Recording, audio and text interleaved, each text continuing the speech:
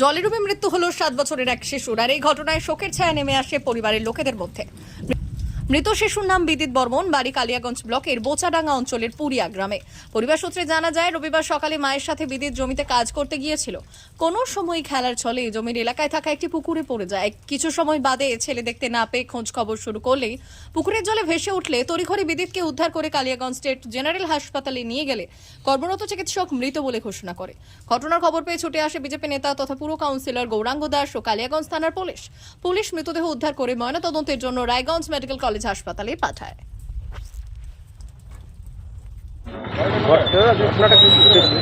ঘটনাটা হলো পুরিয়াতে বাড়ি, ছোট বাচ্চা, প্রায় 7 বছর বয়স।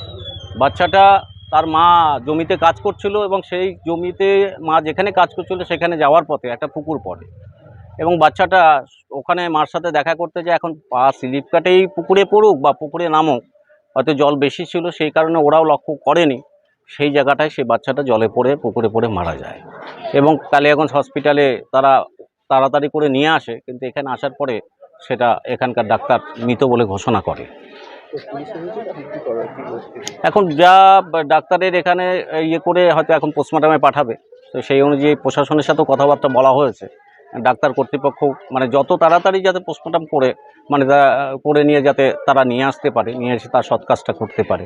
এবং খুবই দুঃখজনক ঘটনা, এটা বলার কোনো ভাষা নেই সত্যি। আর এত ছোট্ট বয়স, এত সুন্দর দেখতে বাচ্চাটা দেখে, এবং তার একটা বিষয় হলো তার সেই পরিবারের একমাত্র সন্তান, সেই সন্তান আজকে এই দুর্ঘটনার শিকার হলো। সত্যি আমরা দুঃখিত, খুব খারাপ লাগছে আজকে এই বিষয় নিয়ে। বিশেষ প্রতিবেদন, উত্তর বাংলার সংবাদ।